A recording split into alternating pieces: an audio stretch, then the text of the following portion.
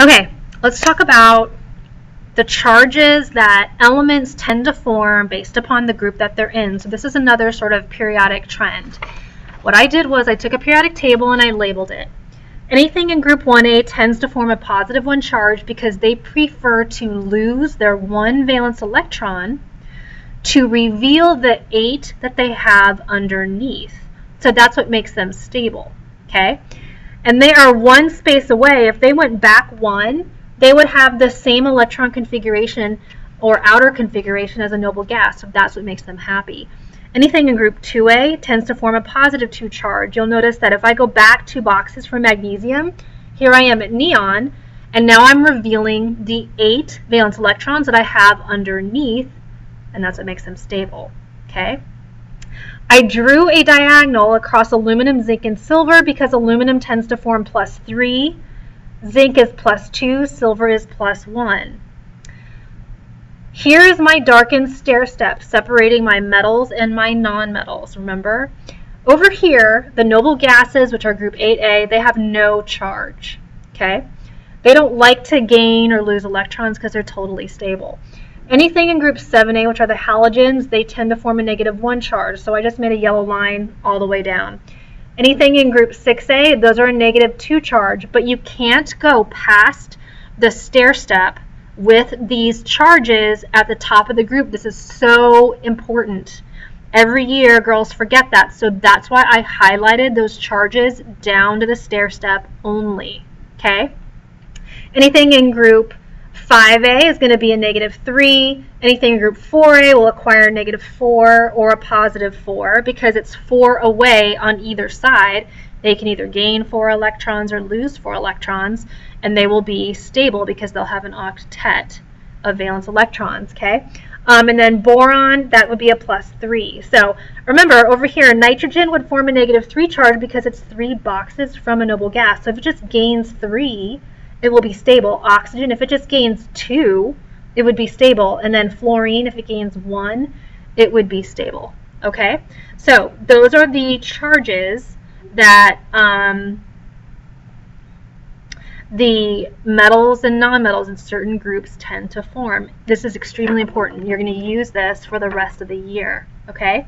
So what I'm going to do now is a few of the student exercises with you, okay? Because I gave you quite a few because I wanted to make sure that you could understand what it was that you were doing. So, student exercise 14. Determine the charge of each of the following ions. Okay, so if I'm looking at a magnesium ion with 10 electrons, magnesium is number 12. It typically has 12 protons and 12 electrons. So if it has 10, that means it lost 2. So that means its charge is going to be a +2, okay? B, a sulfur ion with 18 electrons. All right, sulfur is number 16. That means it usually has 16 protons and 16 electrons. But if here it has 18, that means it gained 2. So that means it would have to have a -2 charge in the upper right-hand corner. C, iron with 23 electrons. Iron is number 26. So if it has 26 protons and 26 electrons, and now we're saying it got 23, it lost 3, so it's going to have a +3 charge.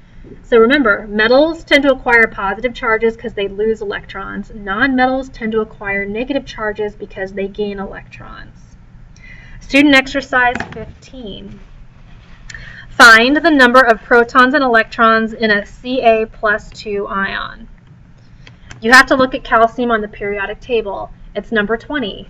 It has 20 protons. It usually has 20 electrons, but here it lost 2 electrons. So this is not a neutral atom. So 20 minus 2 means it really has 18 because of that charge. Student exercise 16. Which of these pairs of ions would have the same total number of electrons? So that means they would be isoelectronic. That is a definition you're going to have to know. So if we take a look at the first pair, Na+1 and Mg+2. Okay, so sodium has 11 electrons when it's neutral because it's number 11. Magnesium has 12 electrons when it's neutral, but here they have charges. So this positive 1 really means I lost 1, and this positive 2 really means I lost 2. So 11 electrons minus 1 is 10 electrons. So that's how many electrons Na plus 1 has. And then 12 electrons minus 2 would be 10 electrons. So these two ions have the same total number of electrons. So that means this is an isoelectronic pair. Okay? Go to student exercise 17.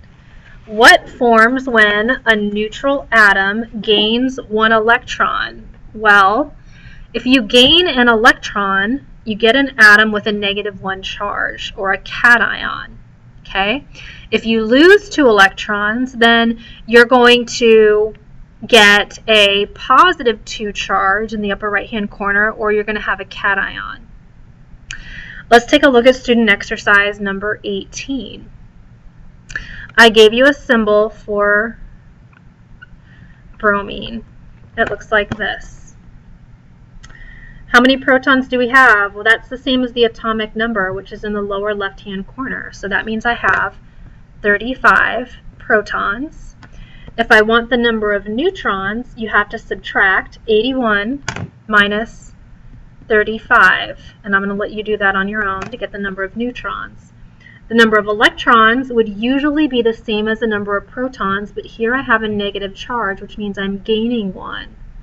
So 35 is what I normally have, but I'm going to add 1 because of that charge. It's right there in the upper right-hand corner. So I have 36 electrons. Okay? Now, the next example, I gave you the number of protons, which is 38. Well, that has to be the atomic number, so I'm going to put that in the lower left-hand corner. Look at number 38 on your periodic table. Number 38 is strontium. So it looks like this. I've got 36 electrons, which means I lost 2. So I must have a +2 charge in the upper right-hand corner. To get the mass number, which goes in the upper left-hand corner, you need to add protons and neutrons. I gave you 38 protons and 50 neutrons. That's going to be 88. So we're going to put that in the upper left-hand corner like that. Okay? Now, the last example is a hydrogen ion.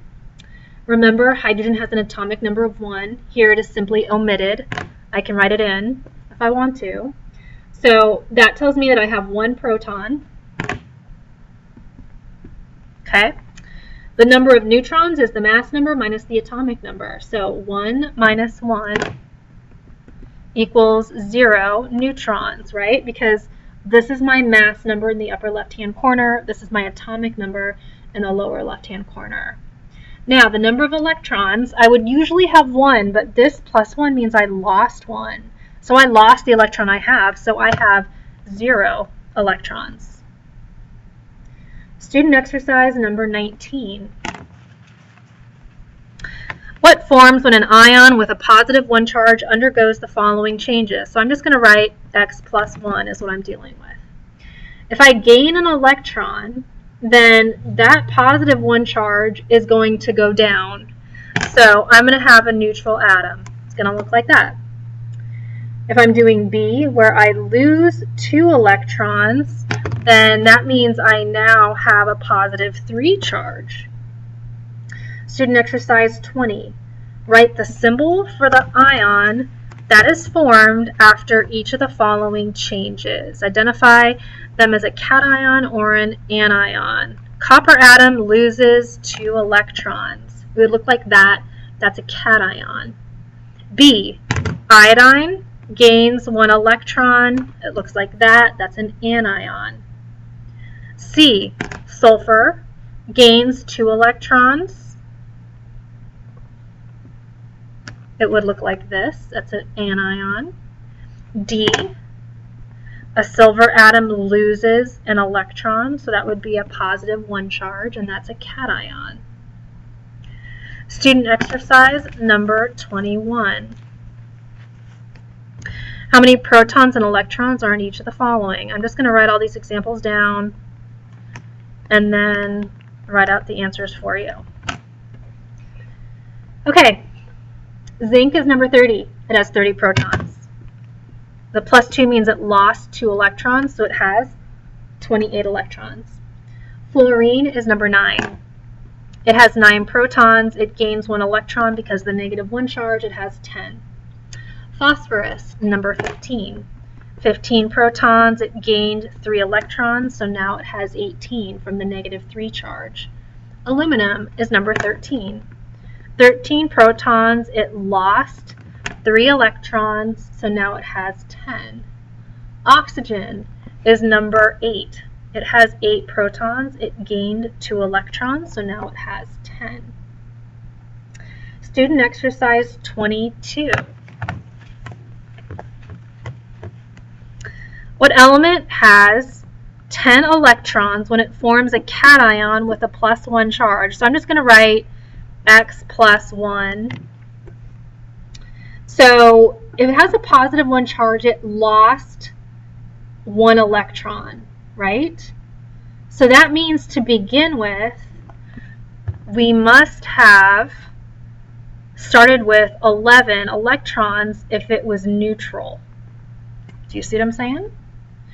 So if I look at number 11, it's sodium. So this is sodium.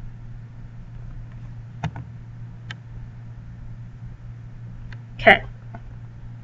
I'm doing B. What element has 10 electrons when it forms an ion with a -2 charge? That means it had to gain 2 electrons to get 10. So we want to go back and look at number 8. Number 8 is oxygen. C. We've got an element with 27 electrons and it forms a +2 charge. So that means it lost 2 to get to 27. So 27 plus 2 is 29. Number 29 is copper. So this is copper. Okay. D. What element has 46 electrons when it forms a cation with a +1 charge? That means I lost 1 electron to get 46, so that means I started with 47. 47 is silver, so D is silver. All right, last problem, student exercise number 23. For each element listed, write the symbol for the ion that it forms. So for A, nitrogen forms a -3 charge because that's the charge above its group. For B, magnesium is in group 2A. It forms a +2 charge because that's the charge above its group. C, potassium is K plus 1, which is the charge above group 1A that it's in. D, aluminum. That was the charge that I told you at the beginning of the lesson when we drew a line through aluminum, zinc, and silver. Okay, now you've got a worksheet on ionic charges. It looks like this. And I've also got subatomic particles of ions on the back. Okay? Please do this worksheet yourself. Ask me if you have any questions, and have fun.